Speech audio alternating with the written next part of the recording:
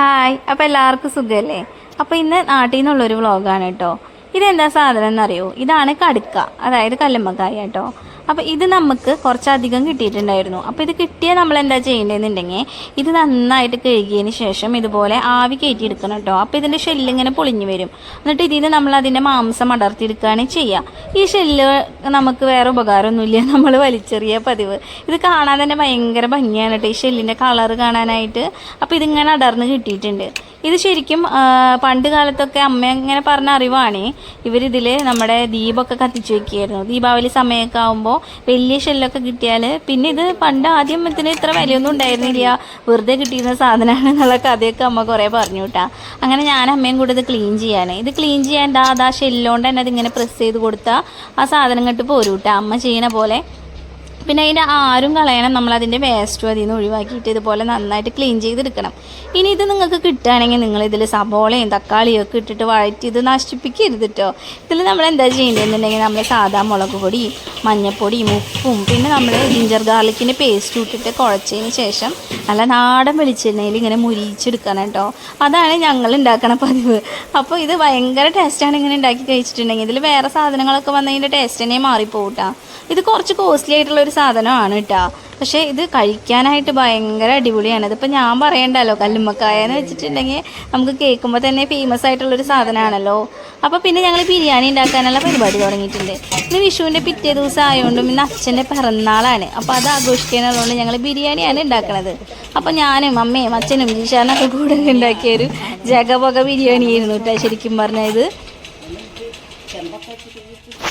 അപ്പോൾ ബിരിയാണി ഉണ്ടാക്കാനായിട്ട് ഞങ്ങളത് ആ മുറ്റത്ത് അതുപോലെ ഒരു അടുപ്പ് ഉണ്ടാക്കിയിട്ടുണ്ട് കേട്ടോ. ഈ അടുപ്പ് കാണുമ്പോൾ തന്നെ ഇവിടെ ആച്ചൂനൊക്കെ അറിയാം ഇന്ന് ബിരിയാണിയാണ് ഉച്ചയ്ക്ക് കഴിക്കുന്നത്. പിന്നെ ഈ അടുപ്പിലാണ് മസാല ഉണ്ടാക്കുന്നത്. ഇത് നമ്മൾ സാധാരണ രാവിലെ വെള്ളം ചൂടാക്കാനായിട്ട് ഉപയോഗിക്കുന്ന ഒരു അടുപ്പാണ് കേട്ടോ. അച്ഛൻ ഉണ്ടാക്കി വെച്ചിരിക്കുന്നതാണ്. അച്ഛന് രാവിലെ ഓലക്കുടിയൊക്കെ വെച്ചിട്ട് വെള്ളം ചൂടാക്കാൻ വേണ്ടിയിട്ട്. അപ്പോൾ ഇതാ ഈ അടുപ്പിൽ നമ്മൾ മസാലയൊക്കെ ഉണ്ടാക്കി ബിരിയാണി ഉണ്ടാക്കി കഴിഞ്ഞു. അതിൻ്റെ വീഡിയോ ഒന്നും എടുക്കാൻ പറ്റിയില്ല. ഞാൻ പറഞ്ഞില്ലേ, ഒരു ഓട്ടപ്പാച്ചിലായിരുന്നു, അതിൻ്റെ ഇടയിൽ വീഡിയോ എടുക്കാറുണ്ടായിരുന്നില്ല. പിന്നെ ചേട്ടൻ പോയിട്ട് ഒരു കുട്ടി കേക്കൊക്കെ വാങ്ങിക്കൊണ്ടിരുന്നു അച്ഛൻ്റെ പിറന്നാൾ ആഘോഷിക്കാൻ വേണ്ടിയിട്ട്. പക്ഷെ അച്ഛനും അമ്മയ്ക്ക് അറിയില്ല കേട്ടോ, ഒന്ന് പിറന്നാൾ ആഘോഷമുണ്ട്, കേക്ക് കട്ടിങ് ഉണ്ട് എന്നുള്ള സംഭവമൊന്നും അവർക്കറിയില്ല. നമ്മൾ ഇതും കൂടെ പ്ലാൻ ചെയ്തിട്ടാണ് തൃശ്ശൂരിൽ നിന്ന് പോകുന്നത്. അപ്പോൾ ഞങ്ങളിത് രണ്ടാമത്തെ വട്ടമാണ് കേട്ടോ അച്ഛൻ്റെ പിറന്നാൾ ആഘോഷിക്കുന്നത്. സാധാരണ പഴയ ആൾക്കാർ അവരുടെ പിറന്നാളിൻ്റെ തീയതി എന്ന് ആരോടും പറയില്ലല്ലോ. നമ്മുടെ പോലെ പിറന്നാൾ ആഘോഷിക്കുന്ന പതിവൊന്നും അവർക്കില്ല. പക്ഷെ കഴിഞ്ഞ പ്രാവശ്യം അച്ഛൻ്റെ പിറന്നാളിൻ്റെ അന്ന് അമ്മ ചേച്ചീൻ്റെ മോളോട് പറഞ്ഞു അമ്മച്ചൻ്റെ പിറന്നാളാണ് പറഞ്ഞു. അപ്പോൾ അവൾ സ്റ്റാറ്റസൊക്കെ ഇട്ടിട്ടുണ്ടായിരുന്നു. അപ്പോൾ അത് ഞങ്ങൾ തൃശ്ശൂരായിരുന്നു ആ സമയത്ത്. അപ്പോൾ ഞങ്ങൾ ഇവിടുന്ന് കണ്ട വഴിക്ക് ഞങ്ങളൊരു കേക്കും ഡ്രസ്സൊക്കെ വാങ്ങിയിട്ട് ഞങ്ങൾ നേരെ വീട്ടിലേക്ക് വിട്ടിട്ടുണ്ടായിരുന്നു കേട്ടോ. എന്നിട്ട് അന്ന് ഞങ്ങൾ പിറന്നാളൊക്കെ ആഘോഷിച്ചിട്ടുണ്ടായിരുന്നു. അപ്പോൾ ഈ ചേട്ടൻ അന്ന് ഞങ്ങൾ നാളാണ് ആഘോഷിക്കുക. അപ്പോൾ ആ നാളൊക്കെ ഇങ്ങനെ ആലോചിച്ച് വെച്ചിട്ടുണ്ടായതുകൊണ്ട് നമ്മൾ കലണ്ടറിൽ നോക്കിയാൽ പിന്നെ ദിവസമാണ്, വിഷുവിൻ്റെ പിറ്റേ ദിവസമാണെന്നൊക്കെ ഉള്ള അറിവ് കിട്ടിയപ്പോൾ ഇപ്രാവശ്യം എന്തായാലും ആഘോഷിക്കാനുള്ള പ്ലാൻ ഇട്ടിട്ടുണ്ടായിരുന്നു. അപ്പോൾ അങ്ങനെ ആ ഒരു പ്ലാനിങ് കൂടെ ഉണ്ടായിട്ടാണ് ഞങ്ങൾ പോകുന്നത് കേട്ടോ. അപ്പോൾ അച്ഛന് എന്ത് ഗിഫ്റ്റ് കൊടുക്കുന്നുള്ളൊരു ഡൗട്ടും ഉണ്ടായിരുന്നു. അപ്പോൾ അച്ഛന് ഭയങ്കര സന്തോഷമായിട്ടാണ്. കേക്ക് മുറിച്ചപ്പോൾ തന്നെ അച്ഛൻ ഭയങ്കര ഹാപ്പിയായി. അപ്പോൾ അതിൻ്റെ കൂടെ നമ്മൾ വിചാരിച്ചൊരു കുട്ടി ഗിഫ്റ്റും കൂടെ കൊടുക്കണ്ടേ. അപ്പോൾ നമ്മൾ നമ്മുടെ വീടിൻ്റെ പാല് കാച്ചലിൽ ഞങ്ങൾ ഫോട്ടോ എടുത്തതിൽ അച്ഛൻ്റെ അമ്മേൻ്റെ ഒരു ഫോട്ടോ ഉണ്ടായിരുന്നു. അപ്പോൾ ഡ്രസ്സ് തന്നെ കൊടുക്കേണ്ട, നമുക്ക് ഇങ്ങനെ ചെയ്താലോ എന്നുള്ള പ്ലാനിങ്ങിൽ വീട്ടിൽ നിന്ന് തന്നെ ഞങ്ങൾ ഫോട്ടോ ഒക്കെ ഫ്രെയിം ചെയ്ത് കൊണ്ടുവന്നിട്ടുണ്ടായിരുന്നു കേട്ടോ. അപ്പോൾ കാണാൻ നല്ല ഭംഗിയുള്ള ഒരു ഫോട്ടോ ആയിരുന്നു അച്ഛനും അമ്മയും കൂടെയുള്ള. അത് കൊടുത്ത എന്തായാലും അച്ഛന് ഭയങ്കര ഹാപ്പി ആവും എന്നുള്ള കാര്യം ഞങ്ങൾക്ക് ഉറപ്പായിരുന്നു. അപ്പോൾ അത് ഒരു ഫ്രെയിമൊക്കെ ചെയ്ത് ഞങ്ങൾ കാറിൽ തന്നെ ഉണ്ട്. സംഭവം പുറത്തേക്കൊന്നും എടുത്തിട്ടുണ്ടായിരുന്നില്ല. അപ്പോൾ ഞങ്ങൾക്ക് എല്ലാവർക്കും കേക്ക് കിട്ടി കേട്ടോ. എനിക്കും കിട്ടി, ചേട്ടനും കിട്ടി, അമ്മയ്ക്കും അച്ഛനും എല്ലാവരും കേക്ക് അങ്ങോട്ടും ഇങ്ങോട്ടൊക്കെ കൊടുത്ത് ഭയങ്കര സന്തോഷമായി.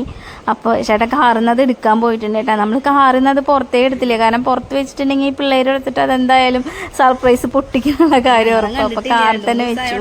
അപ്പോൾ ചേട്ടൻ അത് എടുക്കാൻ പോയപ്പോൾ അച്ഛൻ എന്താണ് എന്നുള്ള രീതിയിൽ നോക്കാം, ആൾക്കൊരു പിടുത്തം കിട്ടിയിട്ടില്ല ഇതെന്താ സാധനം എന്നുള്ളതേ. അപ്പോൾ ഫോട്ടോ കണ്ടപ്പോൾ പിന്നെ അച്ഛനും അമ്മയും ഭയങ്കര ഹാപ്പിയായി. അച്ഛൻ്റെ പിറന്നാളിന് കൊടുത്ത ഗിഫ്റ്റ് ആണെങ്കിലും ഗിഫ്റ്റ് കണ്ടപ്പോൾ അമ്മയും കൂടെ ഭയങ്കര ഹാപ്പി ആയിട്ടോ. അത് കണ്ടപ്പോൾ പിന്നെ ഞങ്ങൾക്കും ഭയങ്കര സന്തോഷമായി. ഈ ഫോട്ടോ ഞങ്ങളുടെ കുറ്റൂസയ്ക്ക്, അതായത് വീടിൻ്റെ പാലുകാച്ചലിന് അന്ന് എടുത്തതായിരുന്നു, അന്ന് ക്യാമറമാനെയൊക്കെ വെച്ചിട്ട്. അപ്പോൾ അന്ന് ഭയങ്കര ഹാപ്പി ആയിട്ടുള്ളൊരു ഫോട്ടോ ആയിരുന്നു. ഞങ്ങളുടെ വീടിൻ്റെ പാല് കാച്ചിലാണെന്നുള്ളൊരു സന്തോഷം കൂടെ അവരുടെ മുഖത്ത് ആ ഫോട്ടോയിലുണ്ടായിരുന്നു. അപ്പോൾ ആ ഫോട്ടോ തന്നെ ഫ്രെയിം ചെയ്ത് കൊടുക്കാൻ പറ്റിയതിൽ ഭയങ്കര സന്തോഷമായി. പിന്നെ ഇതെവിടെ കൂട്ടുന്നുള്ളൊരു ചർച്ചയായിട്ടോ. ഇത് എന്തായാലും കയ്യോടെ അന്ന് തന്നെ ഫോട്ടോ വെക്കണമെന്നും ഉണ്ടായിരുന്നു. കാരണം അച്ഛനൊറ്റയ്ക്ക് ഇത് പാണിയടിക്കലും വെക്കലും കാര്യങ്ങളൊന്നും നടക്കില്ലല്ലോ. അപ്പോൾ പിന്നെ നമ്മൾ വീട്ടിൽ തന്നെ ഒരു സ്ഥലമൊക്കെ കണ്ടുപിടിച്ചിട്ടുണ്ട്. അപ്പോൾ അവിടെയാണ് നമ്മൾ ഫോട്ടോ തൂക്കാൻ പ്ലാൻ ഇട്ടത്. ഇവിടെ അനയിൻ്റെ ഒരു ഡോറേൻ്റെ പിക്ചർ ഇങ്ങനെ ഒരു സ്റ്റിക്കർ പോലത്തെ സാധനം ഒട്ടിച്ച് വെച്ചിരിക്കുന്ന സ്ഥലമായിരുന്നു കേട്ടോ. അനൈ കുഞ്ഞു കുട്ടിയായപ്പോൾ ഭയങ്കര ഡോറ ഫാനായിരുന്നു. അപ്പോൾ പക്ഷേ അത് സ്റ്റിക്കറൊക്കെ പോന്നിട്ട് അച്ഛനമ്മ അത് കളഞ്ഞിരുന്നില്ല, അത് അവൻ്റെ ആണല്ലോ എന്നുള്ള ഓർമ്മയ്ക്ക്.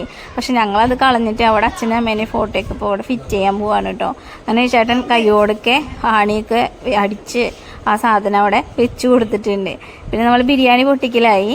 സാധാ ഒരു ബിരിയാണിയാണ്, നമ്മൾ ലഗോൺ ചിക്കനൊന്നും വാങ്ങിയില്ല കേട്ടോ, ബ്രോയിലർ വെച്ചിട്ട് തന്നെയാണ്. കാരണം ലഗോൺ ആകുമ്പോൾ കുറച്ചധികം പണി, നല്ല വേവാണല്ലോ. അപ്പോൾ അത്ര നേരം അടുപ്പിൻ്റെ അടുത്ത് നിൽക്കലൊന്നും അച്ഛനും അമ്മയ്ക്കൊന്നും ഇപ്പോൾ പറ്റൂല. അപ്പോൾ പിന്നെ ഞങ്ങൾ ബ്രോയിലർ തന്നെ വാങ്ങിയിട്ടാണ് ബിരിയാണി ഉണ്ടാക്കിയത്. അപ്പോൾ ബിരിയാണി പൊട്ടിക്കുമ്പോൾ നമുക്ക് എപ്പോഴും ഒരു ടെൻഷനുള്ള കാര്യം, ഇത് ശരിയായിട്ടുണ്ടോ എന്നുള്ള കാര്യം. കാരണം അന്ന് രാത്രിക്കും കൂടിയുള്ള ഫുഡാണ് ഈ ഇരിക്കുന്നത്. അപ്പോൾ മൊത്തത്തിൽ പണി പാളുമല്ലോ. അപ്പോൾ പിന്നെ വലിയ കുഴപ്പമൊന്നും ഉണ്ടായിരുന്നില്ല, ബിരിയാണി നല്ല ടേസ്റ്റ് ഉണ്ടായിരുന്നു. അങ്ങനെ ബിരിയാണി ചെമ്പ് പൊട്ടിക്കുന്ന പണി ഇവിടെയും ഈശ്വരൻ്റെ തന്നെയാണ്. അപ്പോൾ ബിരിയാണി ചെമ്പ് ഞങ്ങളിത് ആ പകുതി എടുക്കാറുള്ളൂ, പകുതി രാത്രിക്കുള്ളതാണ് കേട്ടോ. അപ്പോൾ ആ പോർഷൻ നമ്മൾ എനക്കില്ല, ഇപ്പുറത്തെ പോർഷനാണ് നമ്മൾ മിക്സ് ചെയ്തിട്ട് എടുക്കുക. ആ പോർഷൻ എനക്കിയിട്ടുണ്ടെങ്കിൽ അത് കേട് വരുമല്ലോ. അപ്പോൾ ഇതാണ് ഞങ്ങളുടെ ഇന്നത്തെ ഒരു കുട്ടി വ്ളോഗ്, അച്ഛൻ്റെ പിറന്നാളും ഞങ്ങളുടെ ആഘോഷമൊക്കെ ആയിട്ട്. അപ്പോൾ നിങ്ങൾക്ക് ഞങ്ങളുടെ വീഡിയോ ഇഷ്ടമായെന്ന് വിചാരിക്കണം.